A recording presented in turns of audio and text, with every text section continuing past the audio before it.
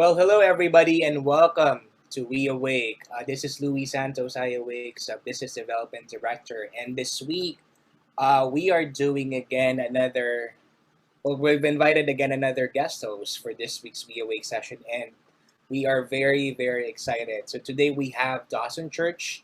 He's an iAwake friend and an iAwake partner for like the last 2 or 3 years, and yeah, we met before through I think Judith Bennington, who's the creator of some of our iWake tracks called the In Out and Through series. And Judith introduced Dawson to iWake technologies, and since then, Dawson has been using iWake technologies for his own personal practice, and has also been referring his customers to us.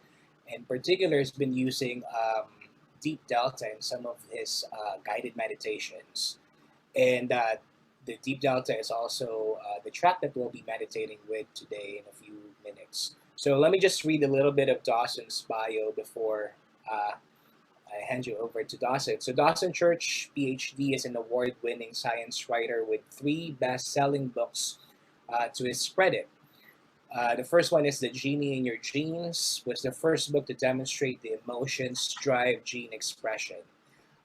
Mind to Matter showed that the brain creates much of what we think is objective reality. And his latest one that was released this year, over the summer, I think, Dawson, right? Demonstrates that peak mental states rapidly remodel the brain for happiness. Dawson has conducted dozens of clinical trials and founded the National Institute for Integrative Healthcare to promote groundbreaking new treatments. Its largest program, the Veteran Stress Project, has offered free treatment to over 20,000 veterans with PTSD for over the past decade. Dawson also shares how to apply these health and performance breakthroughs through his website, EFT Universe, EFTUniverse.com, which is one of the largest alternative medicine websites on the planet. Welcome, Dawson. Hi. Louis, wonderful to be here, and thanks so much for having me as a guest host. So, meditation is powerful. We all know that. In fact, one recent study has just shown that it really dramatically affected the peace of mind of Italian school teachers during the COVID epidemic. And I'm a science guy, my books are full of studies, but I love the stories of people and their experience with those scientific techniques. And this study began on February 11th, 2020. And it was designed to be a study of teacher stress and teacher burnout and teacher mental health in this region of Italy. And then suddenly, like, there's a joke that says, what's your most useless purchase of 2019? The answer is a 2020 planner.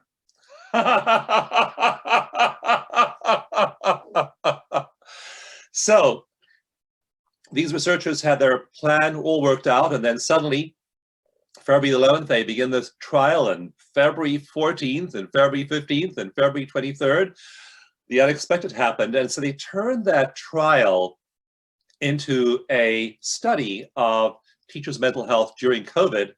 And they had done 2 in-person group sessions when the study began. They did the remaining 6 weeks of the trial virtually.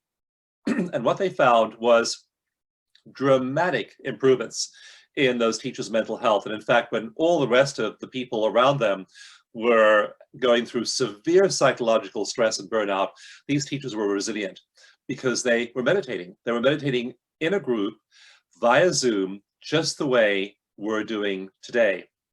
So these are powerful techniques that can make a dramatic difference to your level of anxiety, depression, and other forms of stress. And those forms of stress aren't just psychological, they're also biological. And if you look at my books, especially my most recent book, This Brain, it shows how these states are affecting your rates of the speed at which different circuits fire in your brain. Some of the stress circuits start to fire slowly and then shut down. Some of the happiness circuits start to fire much more frequently and then get bigger. Also, in my earlier book, The Genie in Your Genes, we talk about gene expression and how literally genes are being turned up, or dialed down by these mental states. And then in Bliss Brain, we also talk about the size of those neural bundles in your brain. And those neural bundles to do with happiness and compassion and altruism and gratitude literally get bigger and bigger and bigger. Some of them get measurably bigger. When I say measurably, I mean measurably in terms of the volume of tissue shown to be in that part of the brain on an MRI. These aren't just psychologically imaginary good changes. These are changes we can measure in brain volume on the MRI. So all of this is happening when you use a practice like we're using today. It's literally changing genes, it's changing hormones, it's changing enzymes, it's changing neurotransmitters, it's changing your brain and then your body. And then you do this day after day. Cumulatively, the effects are dramatic. And research shows that people who put themselves in an optimistic frame of mind, who rise above all the panic and craziness around them, who have those levels of resilience, have much longer lives. One 30-year trial, so studying people for 30 years, showed that the length of life, the longevity of those people who were stabilizing themselves mentally like this was 10 years longer. 10 years more longevity. So you're doing this meditation with us today, and I'm going to encourage you to do it with us, with that, get in that space every single day, not just one day a week or occasionally. Make it your daily practice, because research shows that, again, that means that translates over time cumulatively to 10 more years of longevity, 10 years to play with your grandchildren, 10 years to travel the world, 10 years to do your hobbies, 10 years to volunteer for good causes, 10 years to learn things that you never learned before. So it's powerful to do this in terms of your own health and well-being. And so the two techniques that I recommend as a baseline, and again, there are about 30 different techniques in my books that I recommend: time in nature, grounding, qigong, tai chi. There are a lot of different things you can do. But the two that I think are foundational is, one is meditation. And I recommend meditation in terms of when to do it at the start of each day, because your brain, when you're asleep, is processing information using the two slowest brain waves. And those two brain waves are delta, the slowest wave, and then theta. When you wake up in the morning, you know, we all kind of drift from that deep sleep into light sleep and then eventually into full consciousness. That's also your brain activity speeding up, and your predominant brain wave then becomes alpha and then beta. And beta is the wave of ordinary waking consciousness. But if you meditate first thing in the morning, you can start to capture the kind of state, deep state you're in when you were in sleep. When I was writing my book, Bliss Brain, I had a lot of fun looking up celebrities who meditate. And I found it striking that many of the peak performers in our world meditate. It's the one common thing they all do. They all have other things that they do that they enjoy or that de-stress them, but the big common denominator is meditation. And so I was reading about all these celebrities that meditate, all these peak performers that meditate, and I was so struck by the story of Katy Perry. Katy Perry is a singer, and she's at times been the #1 female vocalist in the world.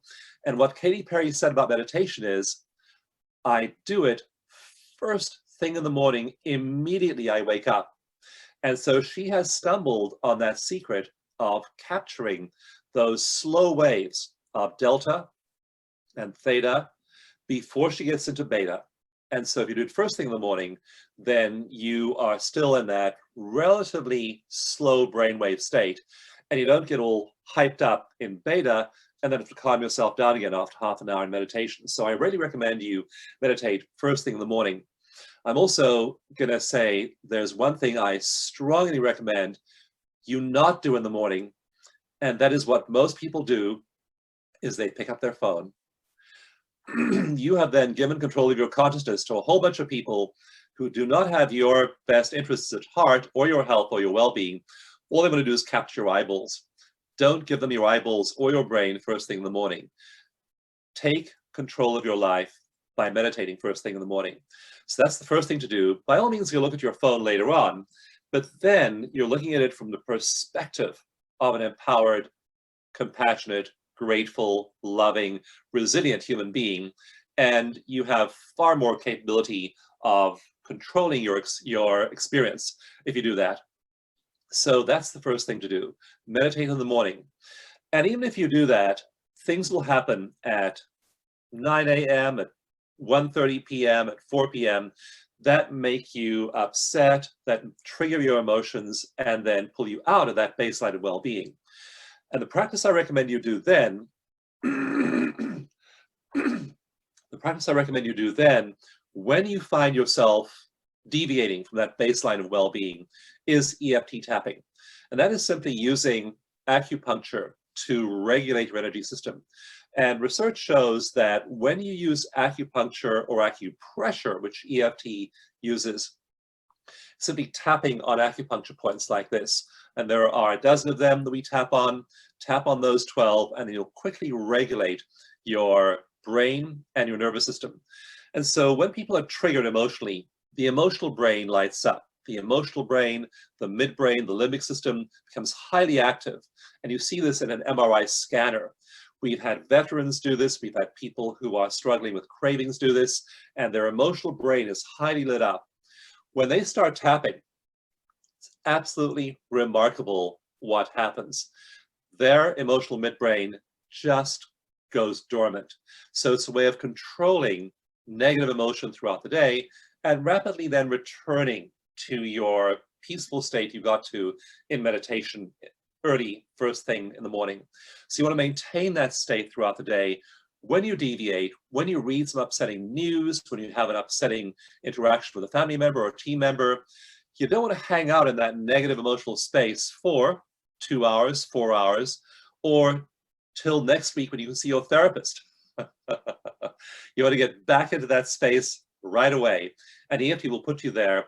And in EEG studies, in MRI studies, we find people get back there in about 2 minutes. They were highly upset, they were highly triggered. Suddenly they tap and they are back to that place of well-being. And that's where I want you to spend your whole days. So we'll do a quick tapping round now. And this is what I do myself before meditation, because it releases any residual stress from the night or from dreams or from your body not maybe having slept quite right. So we release all that stress, and I usually use that as I enter my meditation. And then you meditate effectively. So after we finish the meditation today, I'll chat a little bit more about what we've just experienced and the value of that slow delta brainwave and what delta means in your body. Again, each of the 7 primary brainwaves does different things in your body. In my book, Mind to Matter, I tell you exactly what each of these frequencies does in your cells. And deep delta does remarkable things like regenerate telomeres. And so I'll share after the meditation what delta is doing and why it's so valuable. But for the time being, as we enter this space together, and again, even though not physically together, in terms of consciousness, we are together. We're in one place right now. So we'll do a brief EFT tapping round to release any residual stress as we move into the meditation. And I'll just point to where the acupuncture meridian endpoints are. We tap on. The first one is over here on the side of your hand. You tap usually with 3 fingers on the side of your hand like this, on this fleshy part of your hand. The second meridian endpoint is your governing meridian, which is on the top of your head. That's a central point on your meridian, and several meridians also are near that spot. You then tap on your bladder meridian with 2 fingers, which is right where your eyebrow meets the ridge of your nose. The next place you tap is on the side of your eye. Over here, this is your gallbladder meridian. Then you tap under the pupil of your eye. It's your stomach meridian. The next place you tap is under your nose. That's the end point of your governing meridian. And we'll tap a little bit longer in a moment. I just want to show you where the points are. And you tap under your lower lip. That is your central meridian or conception vessel. You then tap where your collarbone meets your breastbone, and you can tap with one hand or both hands over there. And you tap under your arms about 4 inches down, 10 centimeters below your armpit. Spleen meridian. And then the last point you tap is going back to that first place you tapped on either hand. So just imagine stress as a fluid filling your body now, and imagine your whole body may have varying amounts of that. It may be more intense in some parts of your body than others. But imagine now, as we start tapping over here, stress flowing out of your body, flowing out through your feet, flowing into the earth to be recycled there. The energy of stress you don't need. Excess energy, excess stress, flowing out of your body now as we tap this first point. And if you like, you can affirm either out loud or silently. You can affirm, I now visualize all stress leaving my body. I visualize stress as a fluid, and it flows out through my feet now into the earth for recycling. All the energy of stress leaves me now. I don't know why I'm stressed. I don't need to know why. And I know I deserve to be at peace. So I release stress now, like a fluid flowing out through my feet, leaving only peace behind. Top of the head, releasing stress. And again, just visualize that stress flowing out of your head, your ears, your face, shoulders, hands, arms. Tap on your eyebrow point. Stress now leaves your shoulders, your neck, your chest. Tap on the side of your eye.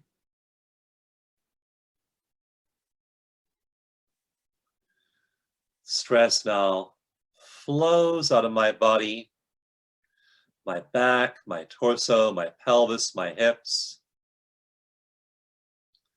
Under your eye, flows out of your legs, your thighs, your knees, your calves. Under your nose, your feet.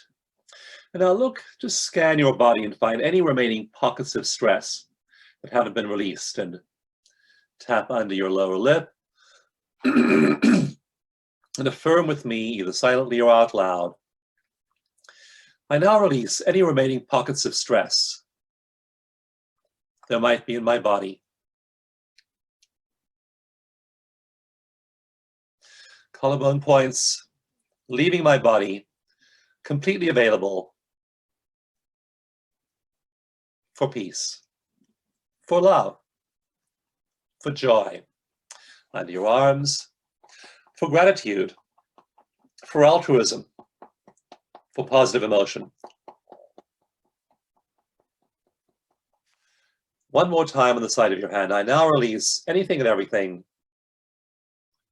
that gets in the way of my body being flooded with peace, with joy, with gratitude, with positive emotion. One last deep breath. And just scan your body now, and you'll probably find you feel very, very different after you've tapped on those acupuncture points and regulated the energy flows inside your body. It's a great way to start meditation. And for the next 40 minutes, please join me as we listen to this wonderful track, my favorite WeAwake track, Deep Delta.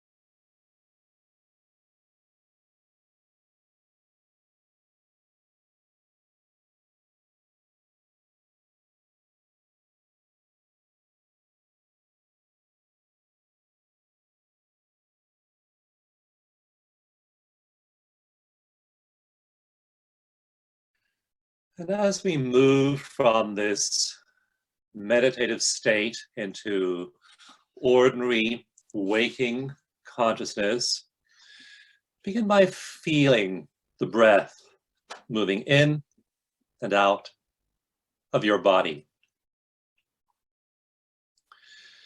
And the natural pace of breath that has been produced with this soundtrack and meditation, centering you in your body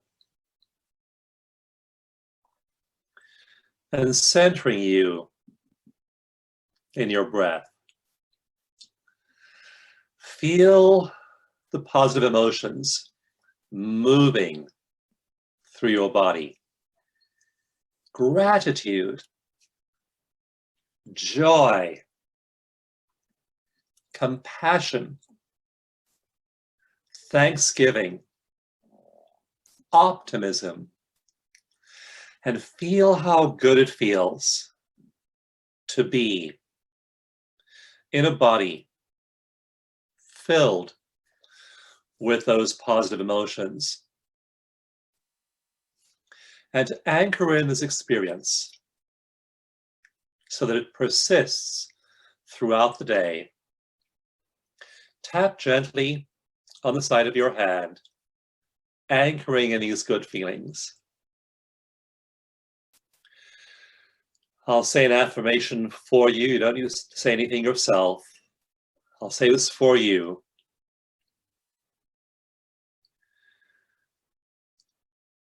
Using my awareness, shifting my consciousness,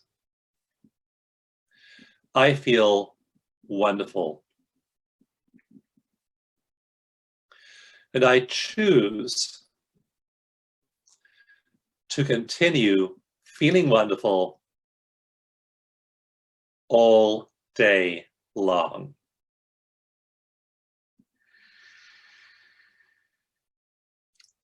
I've created this state in my body and mind,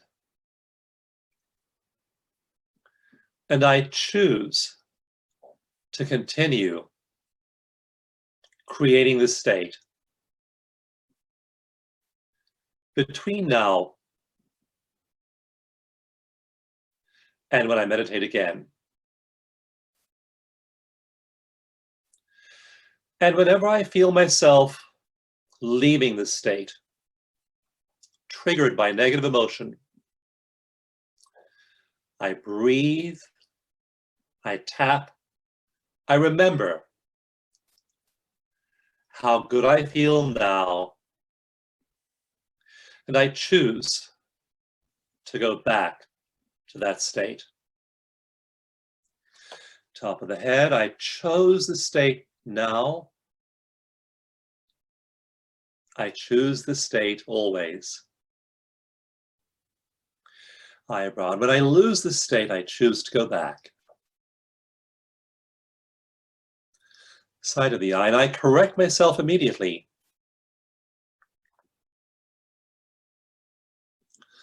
Under the eye, and return to that state of positive emotion. Under your nose. Quickly and easily. Chin. I return to positive emotion. Collarbone. Quickly and easily. Under your arm. And I release. Side of hand. Any and every other possibility. Take a deep breath. And that's exactly what I'd like to recommend you do for the next 24 hours. In Bliss Brain, I talk about the research showing that when you establish these kinds of positive flow states in your brain, in your body, they don't just go away. Research by a wonderful psychologist at Harvard called Teresa Amabile found that when you enter these flow states, the physiological effects persist for 48 hours. So 1 hour of meditation gives you 47 hours where you're closer to bliss brain than you otherwise would be. Now, I want you to also be aware of the importance of those other 47 hours.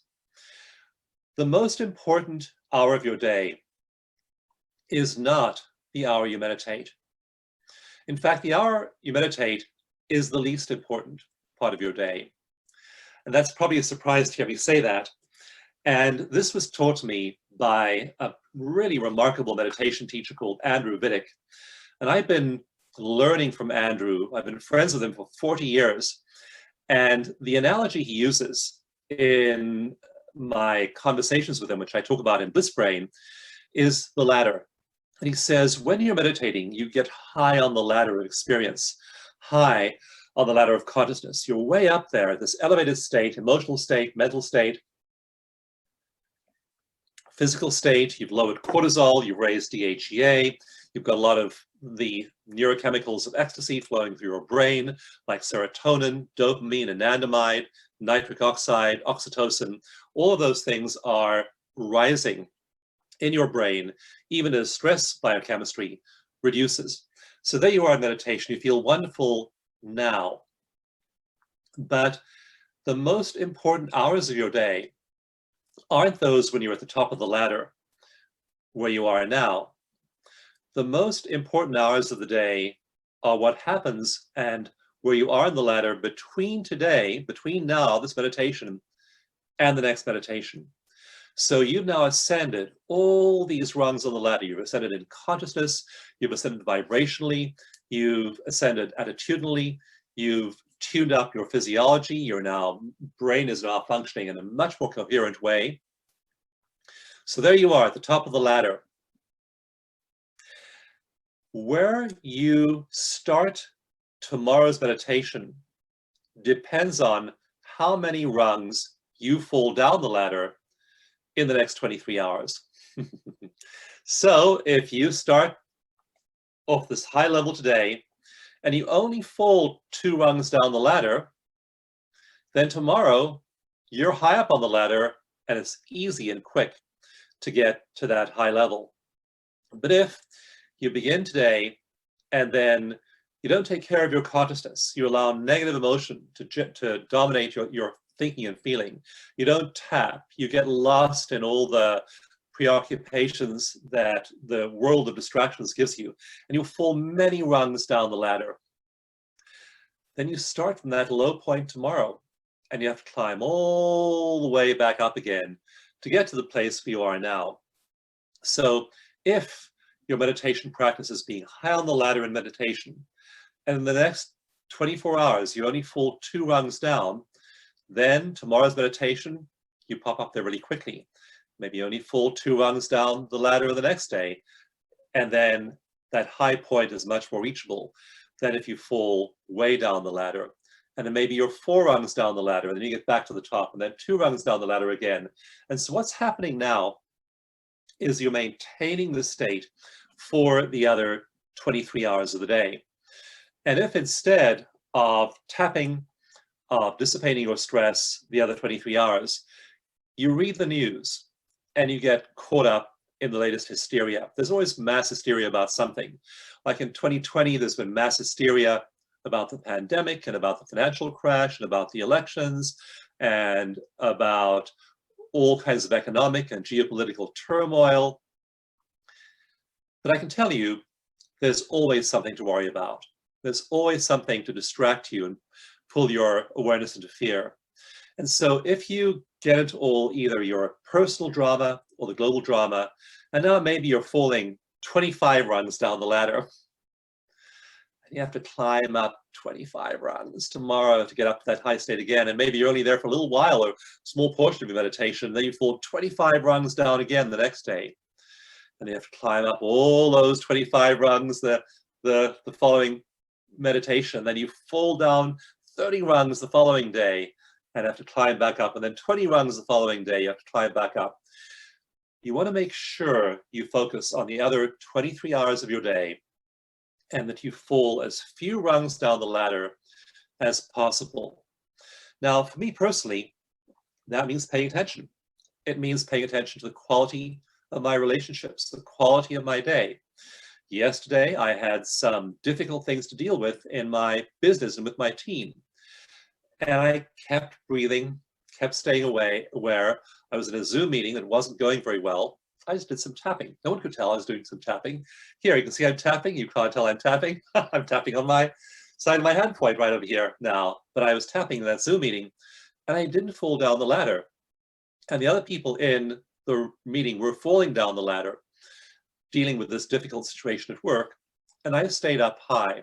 So I was able to listen, not react, and keep the tone high, keep myself high on the ladder, even when everyone else was falling down 40 rungs.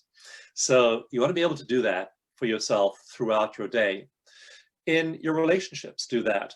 Like one of my kids bought a car this last week, bought a nice used car for himself, and I sent me a photograph, and I celebrated with my son. One of my grandkids was, my wife was taking care of her. She's a newborn, and I FaceTimed her. And then again, keeping that connection good. I read some news that disturbed me, and then I just sent compassion to the individual who was making threats against others and doing things that were ethically and in terms of just good common sense were appalling. And rather than condemning that person, I just said, he must be in a lot of pain, just have compassion for him. Is that changing him or helping him? I have no idea. Is it helping me? Absolutely. That compassion isn't for him and isn't excusing his behavior. That compassion is helping me and keeping me a high rung on the ladder so that tomorrow when I meditate, I will be starting just having dropped down a rung or two. So whether you're dealing with your parents, your children, or your grandparents, your grandchildren, or team members, or clients, or difficult situations around you, focus on letting go of that stress and staying high on the ladder. I so appreciate being here.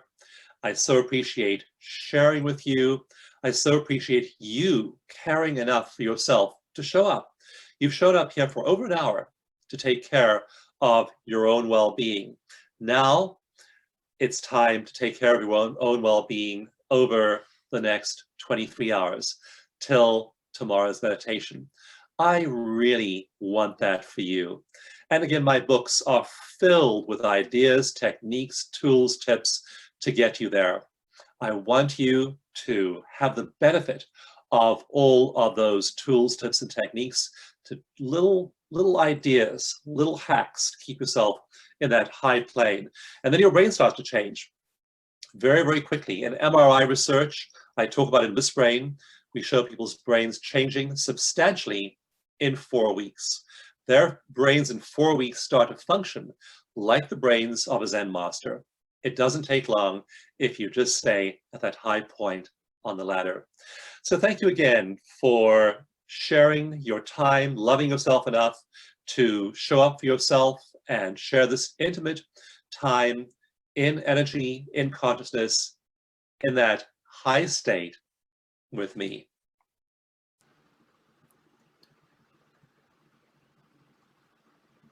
Dawson, thank you so much. For more information about Dawson Church, you can visit his website at eftuniverse.com. And Bliss Brain is now available, his latest book at blissbrain.com. And thank you so much for joining us this week, and we'll see you again next week.